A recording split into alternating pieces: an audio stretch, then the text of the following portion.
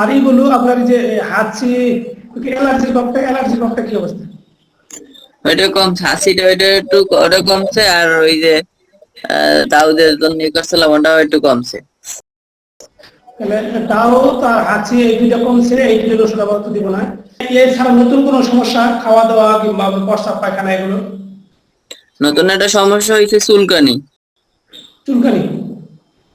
চুলকানি ওই যে বিসি বিসি বিসি বিসি হয়, ওইটার ভিতরে একটু পানি আর অনেক অনেক প্রচুর পরিমাণ চুলকায়। আমি প্রচুর? চাইলে আমি দেখাইতে পারি, আমি চুলকাই একবার এই করে ফেলাইছি। জি জি, দেখা যাচ্ছে। এই যে এইগুলো জি। তো ওই যে, হ্যাঁ এটা চুলকাচ্ছে, কিন্তু চুলকানোর রক্ত বের হয় না, শুধু একটু রস। রস বেরোয়, হ্যাঁ, আর প্রচুর পরিমাণ চুলকায় এরা, বিভিন্ন জায়গায় আর কি হয়েছে চুলকানিটা। আর ওই রকমের চুলকাইলে মোটা হয়ে যায়, মোটা হয়ে মানে যায়। ফুলে যায়। কম হ্যাঁ, কমবে ইনশাল্লাহ, ধৈর্য ধরে খান, ওষুধ দেখে যাক আল্লাহ কি করে। হ্যাঁ, আর শরীরে হ্যাঁ, শরীরে এখন এখন যে আবহাওয়া, এই আবহাওয়াতে আপনার শীত করে বেশি না গরম করে বেশি বর্তমানে যে আবহাওয়াটা? না এখন মানে ঠিক আছে, স্বাভাবিক আছে। গোসল করেন তো প্রতিদিন?